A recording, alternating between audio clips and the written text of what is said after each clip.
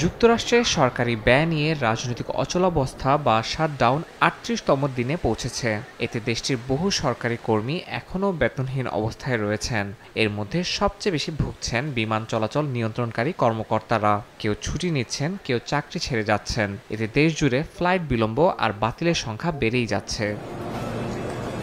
Federal aviation administration FAA জানিয়েছে, অভ্যন্তরীণ flight ৪% কমানোর সিদ্ধান্ত নেওয়া হয়েছে, যা আগামী সপ্তাহে 10% বেড়ে দাঁড়াবে।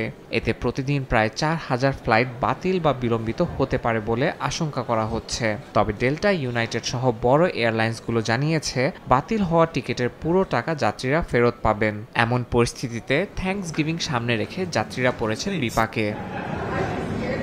পরিবহন মন্ত্রী শন ডাফি সতর্ক করেছেন, অচলাবস্থা চলতে থাকলে ফ্লাইট বাতিলের হার 20% পর্যন্ত পৌঁছাতে পারে। এমনকি শাটডাউন শেষ হলেও এর প্রভাব কিছুদিন স্থায়ী হতে পারে বলে জানান তিনি।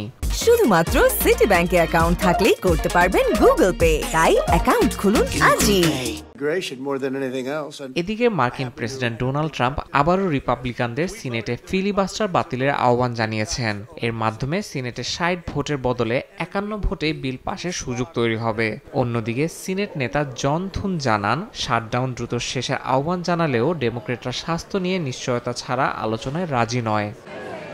ইয়াসিন মোহাম্মদ জিসান, সময় সংবাদ।